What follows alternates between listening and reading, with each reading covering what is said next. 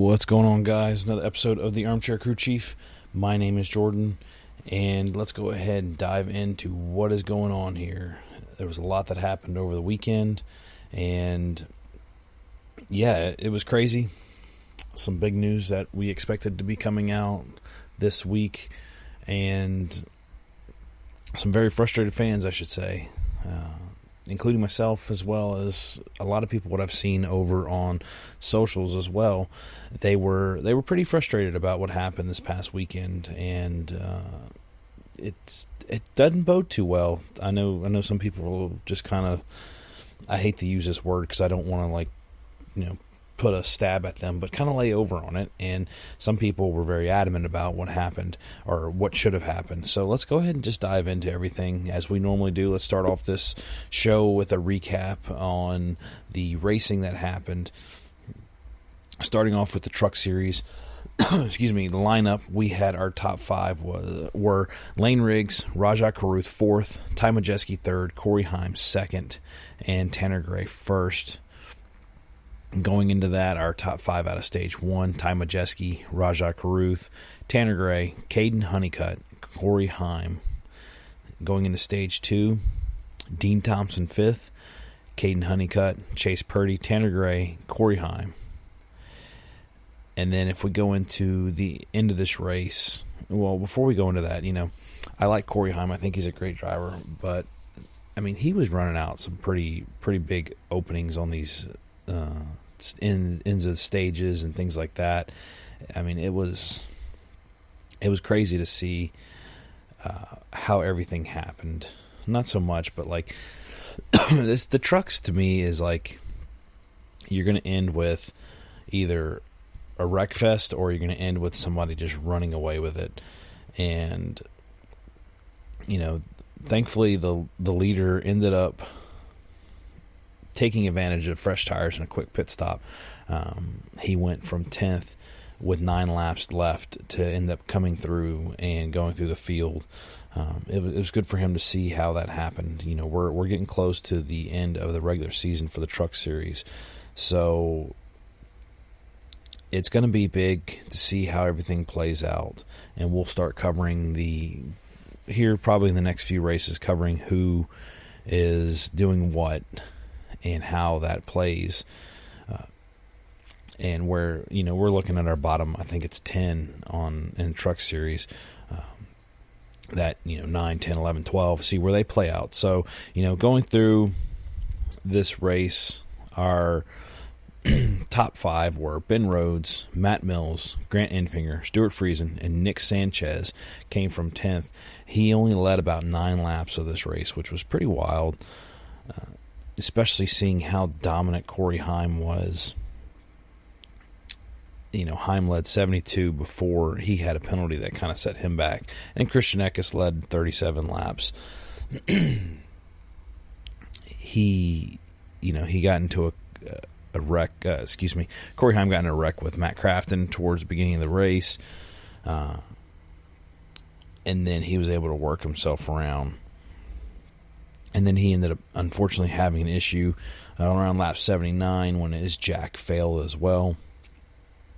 So it's, it was pretty interesting to see what happened, see how everything happened.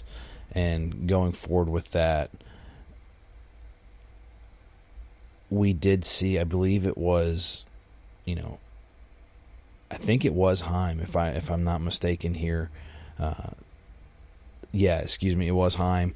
He finished, I believe it was second, and he had the penalty, as we said. So what happened was, in post-race inspection, they found 3 loose lugs, so it disqualified him from the race, putting him last. And the 5 and 38 trucks were also found with 1 lug nut loose, or not safe is what they call it. So they had those monetary fines. So that moved everybody up in the calling that I had talked about. Going forward into the Xfinity race, we had our lineup set with Ty Gibbs did get the pole, Kyle Busch was second, Chandler Smith third, Jesse Love fourth, Jeb Burton fifth. And moving on into the stage one ending, top 5, A.J. Allmendinger, Brandon Jones, Kyle Busch, Ty Gibbs, and Justin Allgaier got the 10 stage points, as well as for stage 2 as well. Justin Allgaier finished first, Kyle Busch, Austin Hill third, Sam Mayer, Sheldon Creed, and Ty Gibbs was 6th. Big happening here with this race. Austin Hill was racing Cole Custer. I don't fully remember when that happened. It must have happened somewhat early. But he got into it with Cole Custer. They were running. I think Custer came down or something happened. Austin Hill cut a tire. He got frustrated and in his anger, he ran Cole Custer full throttle, hit him, and slammed him into the wall. And, he did get penalized for that. I think part of it's kind of silly that he only got, if I remember, he was only docked 25 points and fined like $15,000, something small. Yet they go after Ricky Stenhouse, where NASCAR made tons of clicks with their memes, and then fine him $75K. So there's an imbalance here, I believe, between Xfinity and Cup Series, well, Cup Series against all the other guys too, where you have somebody have a physical altercation in the hauler lot that got put on socials, and NASCAR took advantage of it, versus something that actually happened pretty rough and pretty dangerous on the track, and you only fine them $25,000. I mean, that's pretty silly, NASCAR. I don't know what to say about that, except for that's pretty embarrassing in my opinion. Austin Hill, he's a good speed restrictor plate, or because it doesn't sound as good as taper spacer driver, does really well there. He can handle his own on the other tracks, but as soon as he doesn't get his way, he just goes, nutsy cuckoo, to take it from Drac in Hotel Transylvania. He just goes crazy. He gets very like it. This is me. It reminded me of what William Byron said when he was racing Blaney and Truex, and then he came up on Truex and shoved him into Blaney. Yeah, he was clear of my door. I should be able to go up. And you got a whole rear quarter panel to pass, dude, before you can even try to think about making a move up. And it doesn't comprehend that way. He still thinks, in the way his stuff, that his doesn't stink, and he can do whatever the BP wants. And I think that's a mantra at RCR, because you saw the altercation that he got into with Sheldon Creed last year when Creed was in the 2 car. You kind of see how Austin Dillon runs. I mean, historically, that's been kind of the idea of Kyle Busch. Now, Kyle Busch has been able to back it up, but it's still there. I mean, it's calmed down a lot. I've gotten a little bit more respect for Kyle Busch than in the past, but it what's there, it's there. And RC is like that. I mean, I saw him at Pocono, and he eked that jerk, I'm the best thing ever mentality. So let's go ahead and move on to some of the other things. Well, we didn't even talk about the ending of that Xfinity race. Xfinity race ended with Chase Elliott taking the win. He led 18 laps. Brandon Jones second. I mean, I would have loved to see Brandon Jones win. He has been at that cusp for a while now, and it's just kind of can't get past it. Then you have Sammy Smith third, Sam Mayer fourth, A.J. Allmendinger fifth, Kyle Busch got sixth. So, this is one of those things. Josh Williams, eighth. That's respectable eighth. Did pretty well, for everybody dogging him. I don't like the whole idea of these guys going out there and taking over the stuff. To hurt the feelings of a lot of Chase Elliott fans, I think this is just one of those things to make Chase Elliott relevant. I mean, he won earlier this year. I don't think he should have won that race, but, it is what it is. And with this one, he comes out and runs and wins it. And I think it's just something to keep him relevant, because he's not doing so hot. I mean, he's been able to handle his own in Cup Series, staying, in the 10s and some, but I don't. It's very, Hendrick Motorsportsy, I guess, is for, a tinfoil hat wearing idea. Kyle Busch got hit with a slow pit stop. That kind of helped everybody else.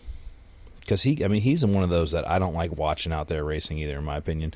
Because he just goes out there and, it's good for the sport, they say. And you know what? It's good for the sport because the sport's been doing so well without them in there, and they've had some really good racing. And this Xfinity car produces better racing historically in the past year or two than this new Gen 7 Cup Series car. So, tell me about that. No issues found in the garage, Xfinity garage. We had, Chase Elliott declared the winner. And, 31-33 went to the wind tunnel for testing, 16-39 for teardown. Those go to R&D for NASCAR. So that was pretty much Charlotte. And then if you ask me, it took a downhill turn from there going into the race.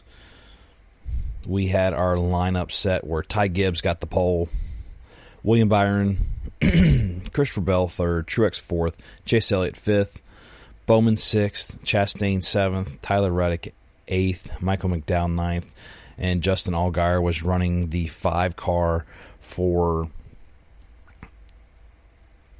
Kyle Larson. Drew a blank. Because Larson was out there running the 500, which he did really well in that, if you ask me. Yeah, he shot himself in the foot with a bad speeding penalty where he could have probably finished top 5 or whatever. But anyway, we go into stage 1. Byron took the lead. Gibbs there in second. Alex Bowman in third. Seabell fourth. Truex fifth. Stage 2.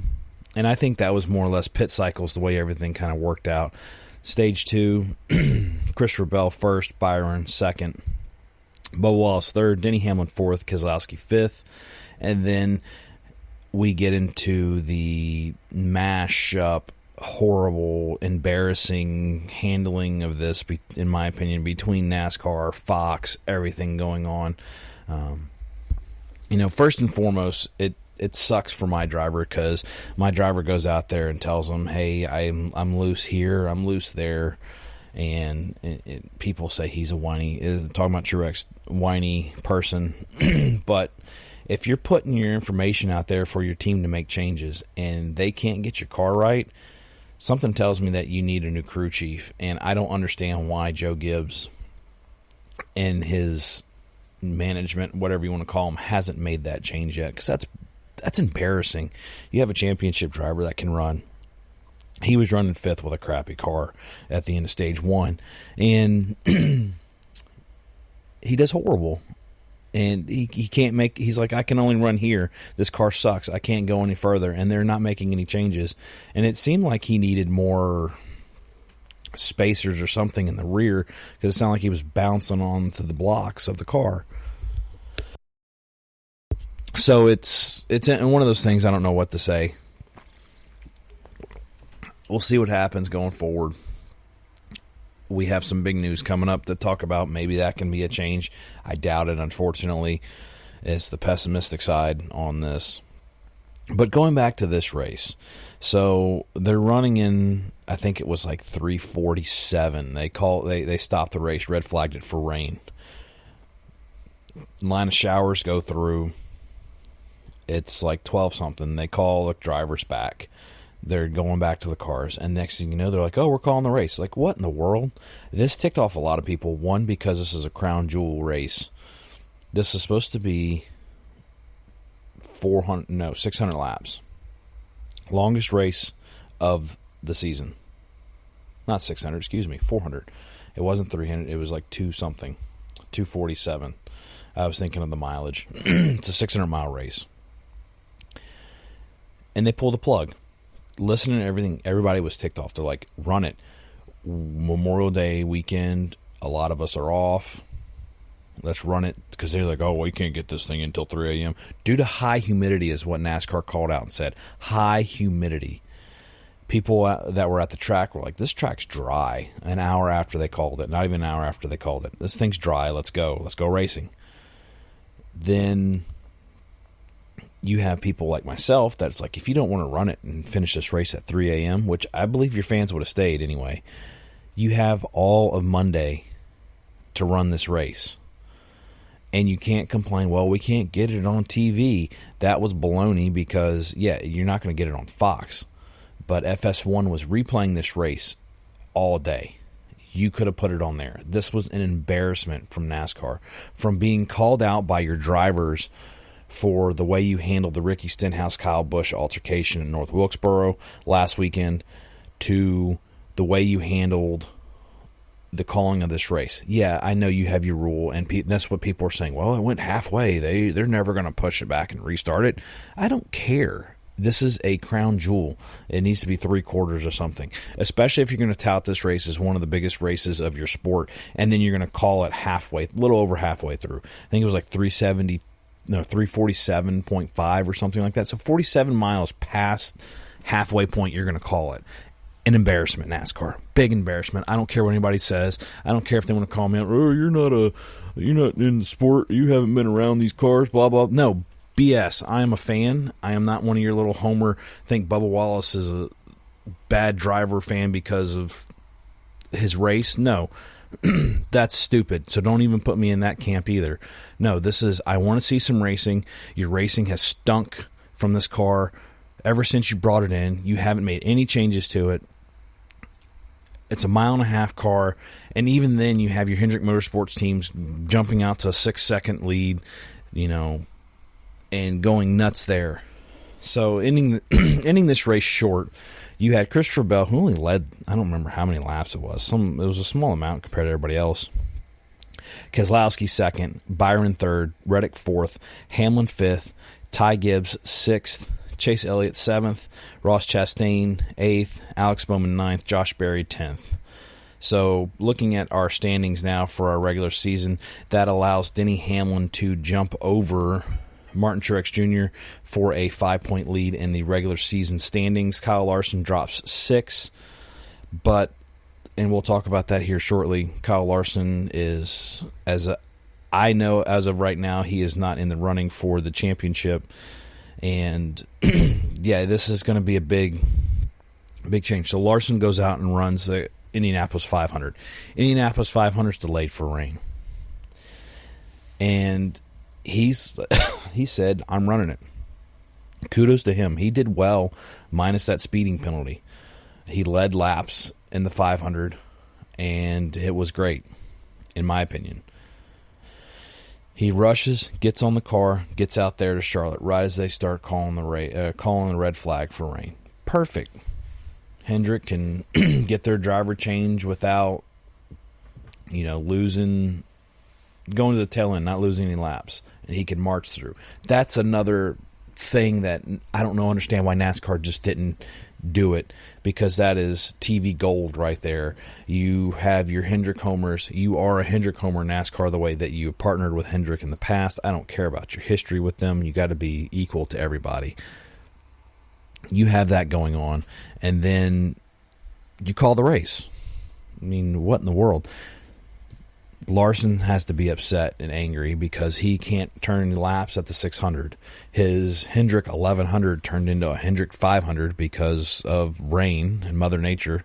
But at the same time, he could have still run, 200 laps of the race, a little less than 200 and 160 something laps he could have ran, but they chose not to. So I still say poo-poo on NASCAR. NASCAR, and again, this isn't one of those things that I'm sitting there like, you have a lot of these boomers that hate NASCAR for where they're going. The one I overheard at Martinsville, well, that wasn't even a boomer, but the person I overheard at Martinsville, Toyota made this racing bad. It's horrible. It should have never been in there. We need Dodge back in there. I'm sorry, Dodge didn't want to be in there. Honda wants to come in, but Honda doesn't want to make a V8. I'm kind of leaning towards the idea of let's put some multiple engines out there and make some interesting stuff. If they can produce the horsepower and then you can restrict it a little bit, let's go. Twin turbo V6 versus, American muscle. A lot of people will go nuts and flip their lid on that one. But I think it would be cool. before going off on our tangent here, again, Larson didn't get any running laps. As of I've noticed, Hendrick has not put out a waiver for Larson. So since Larson did not start the 600, he is not eligible for the championship race. And they've, you can get a waiver. Eric Jones has a waiver because he had a fractured vertebrae. And, that's one of those things there. Bob Pockris, I think, came out and made a comment regarding it. And his comment pretty much lined up to be, they should give it to him. One, because he's not resting himself for the playoffs. He's not trying to make himself better for the playoffs. That he went out and ran a 500-mile race and was trying to fly over to run a 600-mile race. And then his second point to that argument, which I totally disagree with after what happened in North Wilkesboro, this is, these are clicks and this is to bring more fans into NASCAR. I think that got thrown out the window because of how they treated Ricky Stenhouse Jr. I think that's one of those things that I don't think maybe they'll give it to him. I don't know. A lot of people think they should give it to him. I'm on the fence about it, but we'll see what happens going forward. I don't know what to say about it. All I know to say is I believe NASCAR royally screwed up the Memorial Day weekend. I mean, everybody hated it because you had Monaco, and you have your diehard Formula One fans out there, and they love it. Monaco's a cool track. It got delayed, but there was only a few jockeying for positions back around 10th. Your first 5 or so, I think it was, never changed. And that's kind of how it is. That's the way I see it a lot during these races, is that stuff never changes. So it's proven to be slightly boring for me to watch Formula One. I know the same thing for people say about NASCAR, so I'm not trying to throw stones if you like Formula One and hate NASCAR. Then you get to the Indy 500. Some of the best racing out there. That was fun to watch. I mean, it kind of stunk that the rain paused everything, because then you have their pomp and circumstances that lasts an hour and 45 minutes. And then I feel bad for Pato O'Ward and his last lap pass, and then he gets passed at the end and turn 3 and 4, and boom, he lost it. That was some good racing. Joseph Newgarden won the 500. He got the extra money because he's a back-to-back winner, and I mean that was the best racing so far. Then you get into Cup Series, and they're running single file, a few little jockeying in the front. Pit strategy moves people around.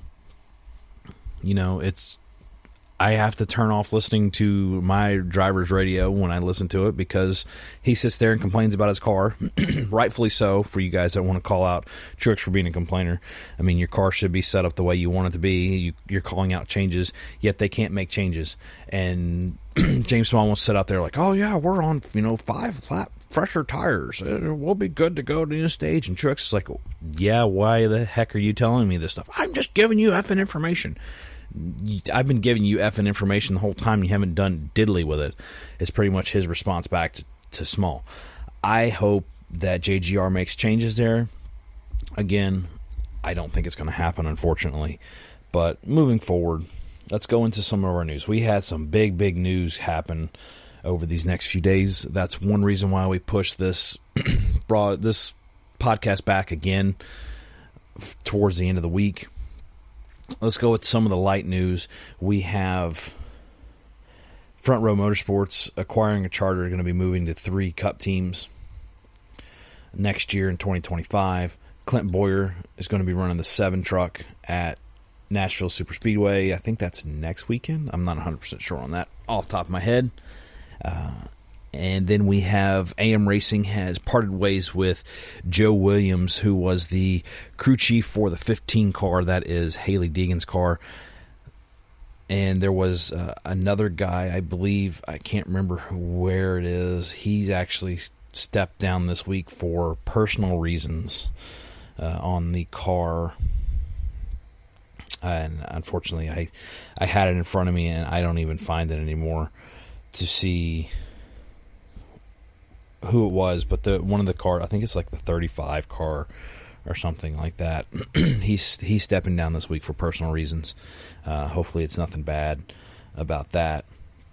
But the biggest news that's come out this week, and one reason why we paused the recording of this podcast, is Stewart-Haas Racing has come out and said they are ceasing operations in 2025. And we're talking about a championship and Xfinity Series winning team last year to, running 4 Cup cars. And as we've heard people say, you don't make money running Cup cars. The way you're going to make your money is when you sell your charters. They got 4 charters. People have been pushing, Junior's time to get a charter. He doesn't want to do it. I get it. It's a heck of a lot of money. Then you have people asking Keselowski, go get their 4th charter. He's like, I don't have $30 million to give out. I get it.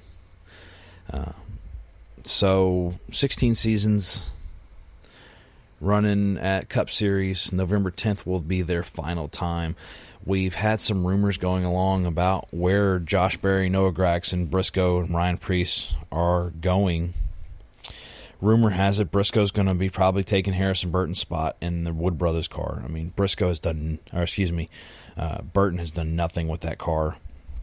I mean, I know that's a second-tier team, third-tier team, whatever you want to call it, but he's done nothing with that car. Josh Berry, Noah Gragson, it'll be interesting to see where they go and how that'll handle out. Some people have said maybe they go out to Colleague. And it really all depends on where things, who gets who, or where they would go. I mean, you have 4 charters. We're assuming, because of the comment I made earlier about Front Row, they have bound to probably purchase one of the charters. So you have 3 charters available. You could see one of these guys going to Front Row Motorsports next year and running. I mean, Front Row's got 2 openings, if I remember correctly. I can't remember if they filled the 1 spot with Michael McDowell leaving to go to Spire. But you have at least 1 opening there. Then you have 3 other charters that people are vying for spots. Rumor has it, you're going to see 2311 in the mix. You're going to see maybe Legacy in the mix. You could see Colleague going out and getting another one, even though rumor has it Colleague wants to kind of cease their operations and focus on Xfinity. So there's a lot of moving pieces here, plus your regular silly season going on as well, because you have Truex, who was on a 1-year deal.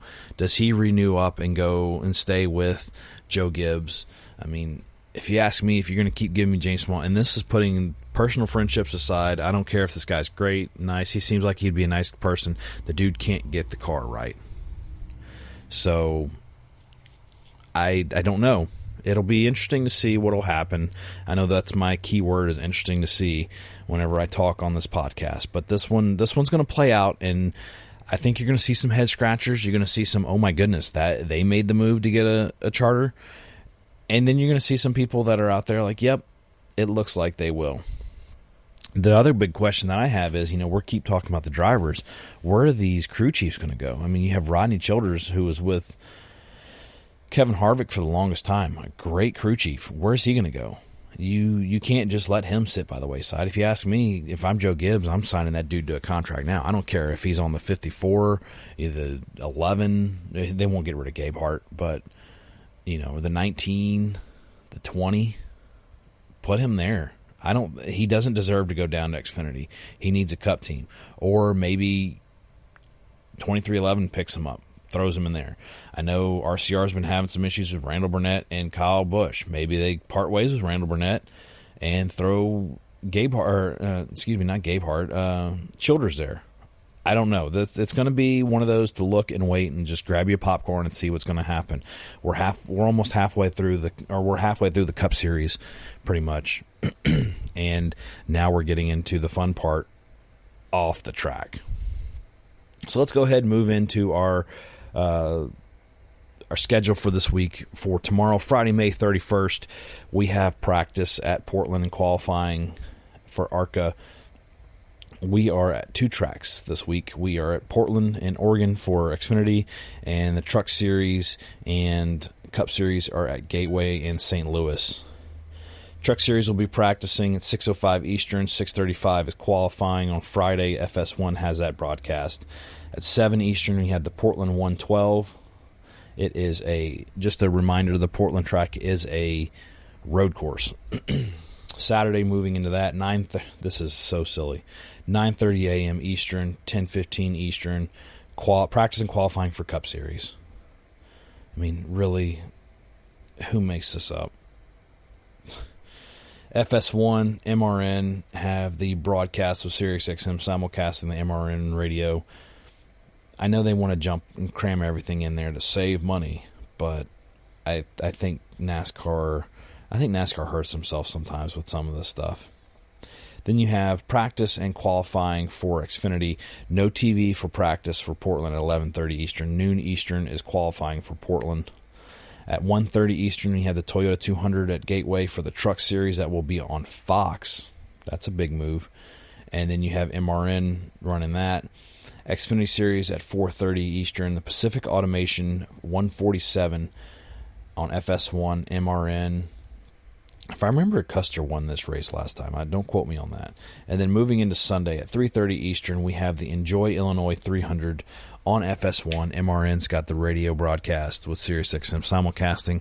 So over the air, people, you have one race, and that's going to be the Craftsman Truck Series. FS1's carrying Xfinity later that day, and then on Sunday, FS1's carrying it. So I sure hope Fox didn't pull the plug on Cup Series racing this past weekend, Memorial Day weekend, but it's in the past. We've talked about it. Moving forward, let's see what happens going on there.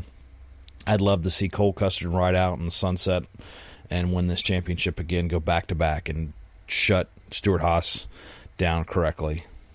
But they've been struggling, the Fords have. I can see a Junior Motorsports winning this race. Truck Series is going to be interesting. I don't know what to make out there. And then Cup Series, I don't know. It's a shorter track. I see Hendrick winning it.